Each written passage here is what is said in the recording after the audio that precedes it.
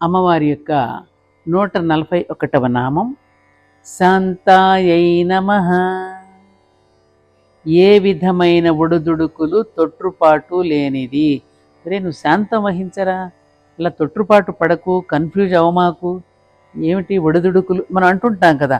కాబట్టి ఇటువంటివన్నీ ఏ రకమైన ఒడిదుడుకులు తొట్రుపాటు లేనిది.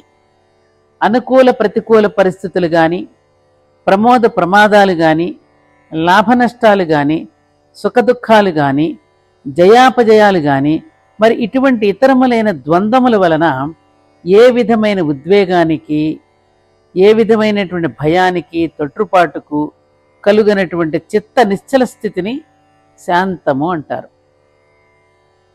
ఈ స్థితినే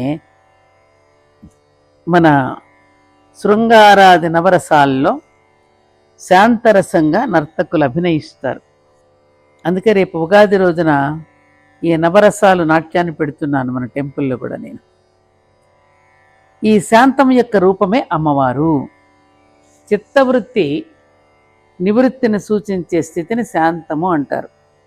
ఈ స్థితి నిష్క్రియత్వ అలసత్వాలతో ఏమీ పట్టనట్లు, నిమ్మకు నీరెత్తినట్లు కదలకుండా కూర్చున్న స్థితి మాత్రం కాదు. సాధనతో శాంత స్థితిని పొందవచ్చు.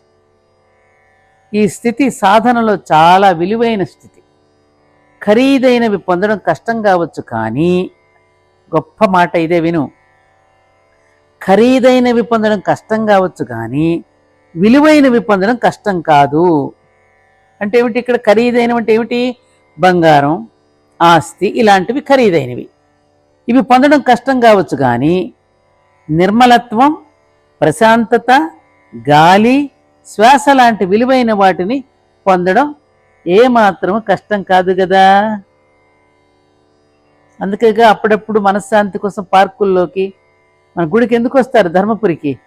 ఆ ప్రశాంతమైన గాలి, ఏమ్మా, ఆ వాతావరణంలో ప్రశాంతతను అనుభవించడానికే కదా వచ్చేది.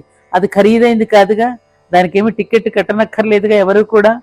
కాబట్టి ఖరీదైనటువంటి బంగారం లాంటివి కొనుక్కోవడం కష్టం కావచ్చు, కానీ ఇది పొందడం కష్టం కాదు కదా. మొత్తం మీద ఏమిటంటే ఈ నామానికి ఏ విధమైన ఒడుదుడుకులు తొట్రుపాటు లేనిది. అమ్మవారి యొక్క ఆలయంలో ప్రవేశించినప్పుడు అర్ధమండపంలో నిలబడి ముందుగా గంట మ్రోగించి అమ్మకు నమస్కరిస్తాం. అలాగే అమ్మవారి యొక్క నామాలలో ప్రవేశించే ముందు గంట మ్రోగించండి.